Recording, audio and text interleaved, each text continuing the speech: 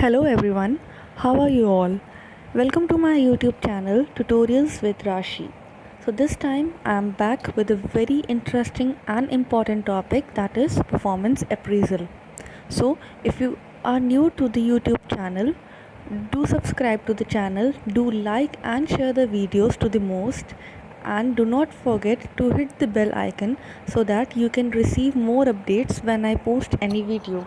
So without wasting much of the time, let us get started with the video and understand the topic.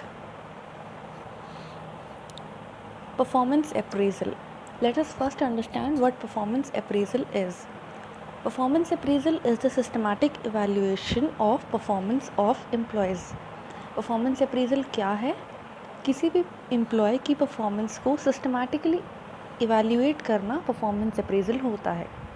It is also known by the names performance rating, performance evaluation, employee assessment. Now the goal of performance appraisal is to know the exact performance of the employees so that we can know that exactly what the performance of the particular employee is. Performance management tool used to determine whether the employee's performance meet the required standard of post which he or she occupies. Performance appraisal एक performance management का tool है जो कि ये determine करता है कि एक एम्प्लॉय जिसने कोई पर्टिकुलर पोस्ट ऑक्यूपाई करी हुई है वो उस पोस्ट की स्टैंडर्ड्स को मीट कर पा रहा है या फिर नहीं कर पा रहा है. It is also the evaluation of the performance of the employee कि एक पर्टिकुलर एम्प्लॉय जो कि एक जॉब को होल्ड कर रहा है या ऑक्यूपाई कर रहा है वो उसमें किस तरीके से काम कर रहा है. In other words, performance management is a process which significantly affects organizational success by having managers and employees working together to set expectations, review results and reward performance. Performance management जो है organization के success को affect करता है. कैसे करता है? क्योंकि managers और employees दोनों जने togetherly सबसे पहले expectations set करते हैं, then उसके बाद रिज़ल्ट्स रिव्यू करते हैं कि जो एक्सपेक्टेशन या जो स्टैंडर्ड हमने सेट करा था उसके अकॉर्डिंग रिज़ल्ट क्या आया, and on the basis of the result what you have got you will be rewarding the performance. Performance appraisal क्या है? सबसे पहला it is goal oriented, then enhance the performance and then result oriented.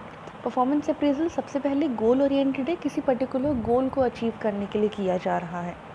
The next is enhance the performance. Performance appraisal इसलिए करते हैं हम ताकि हम अगर कहीं डेफिशिएंसीज आ रही हैं हमारी परफॉर्मेंस में तो हम उसको इम्प्रूव कर पाएँ, अच्छा कर पाएँ. Then it is result oriented.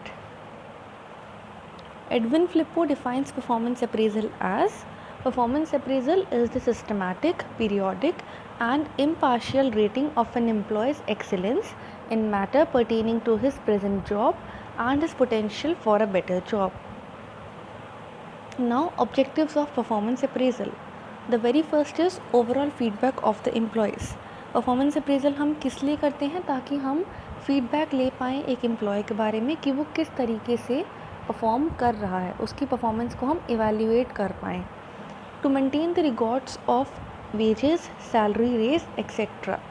क्योंकि बहुत सारे एम्प्लॉयज़ हमारे साथ एसोसिएटेड होते हैं तो परफॉर्मेंस अप्रेजल की हेल्प से हम अलग अलग एम्प्लॉयज़ का वेजेस, उनका सैलरी रेस, इन सब चीज़ों के रिकॉर्ड्स भी मेंटेन कर सकते हैं. The next is to identify the strength and capability of employees. अब एक बार जब हमने परफॉर्मेंस अप्रेजल कर लिया, हमने उनकी परफॉर्मेंस को इवैल्यूएट कर लिया तो हमें पता चल जाता है कि किसी पर्टिकुलर एम्प्लॉय की स्ट्रेंथ क्या है, क्या कैपेबिलिटी है. ये सब चीज़ें हम परफॉर्मेंस अप्रेजल की हेल्प से जान सकते हैं. To review training and promotion benefits. Suppose एक बार हमें किसी पर्टिकुलर एम्प्लॉय की स्ट्रेंथ या कैपेबिलिटी पता चल गई या फिर हमें पता चल गया कि क्या क्या डेफिशिएंसीज़ हैं, तो उसके बाद उसके बेसिस पे हम उसकी ट्रेनिंग एंड प्रमोशन पे भी ध्यान दे सकते हैं. Now is purpose of performance appraisal. The very first is obviously performance improvement. क्यों? क्योंकि परफॉर्मेंस अप्रेजल किस चीज़ पे ध्यान देता है? किसी भी पर्टिकुलर एम्प्लॉय की परफॉर्मेंस को इवैल्यूएट करने पे. अगर लगता है हमें कि कुछ डेफिशिएंसीज़ हैं तो हम उसको एनहांस करते हैं या फिर इम्प्रूव करते हैं. वो कैसे इम्प्रूव कर सकते हैं? उसको ट्रेनिंग एंड डेवलपमेंट प्रोवाइड करके. So the second point is training and development needs, identify करने में हमें हेल्प करता है। Then is compensation decision. अब कोई भी एम्प्लॉय अगर एक ऑर्गेनाइजेशन में काम कर रहा है तो वो ऑर्गेनाइजेशन ऑब्लाइज्ड होती है उसको कुछ पे करने में in return for his workings या फिर in return for the work he provides to the organisation. तो परफॉर्मेंस अप्रेजल की बेसिस पे एक बार जब हमें पता चल जाता है कि एक पर्टिकुलर एम्प्लॉय उसकी परफॉर्मेंस क्या है तो हम उसके बेसिस पे हम उसका कॉम्पनसेट उसको कर सकते हैं। The next is feedback to human resources, क्योंकि परफॉर्मेंस अप्रेजल हम ह्यूमन रिसोर्सेज का करेंगे जो हमारे साथ काम कर रहे हैं। तो ये क्या है, एक तरीके का जो हम कर रहे हैं ये सब क्या है, ये एक फीडबैक है। किसका? Feedback to human resources. The next is career planning and development. अब यहाँ पे करियर प्लानिंग एंड डेवलपमेंट कैसे होगा, एक बार हमने एक पर्टिकुलर एम्प्लॉय की परफॉर्मेंस को सबसे पहले इवेल्यूएट करा, हमने जाना कि इसमें ये डेफिशिएंसीज़ हैं, देन हमने उसको एनहांस करा by providing the training and development.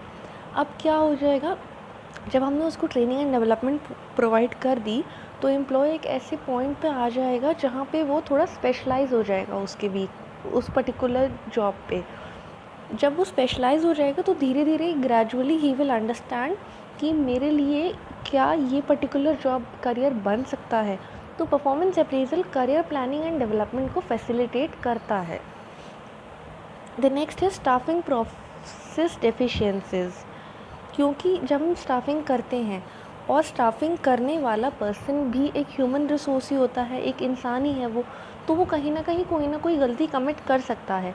हो सकता है कि जैसी पर्टिकुलर पर्सन की रिक्वायरमेंट हो वैसा एग्जैक्ट पर्सन ना ढूंढ पाया हो। तो जो स्टाफिंग प्रोसेस में डेफिशिएंसीज होती हैं उनको कवर करने के लिए भी परफॉर्मेंस अप्रेजल यूज़ किया जाता है।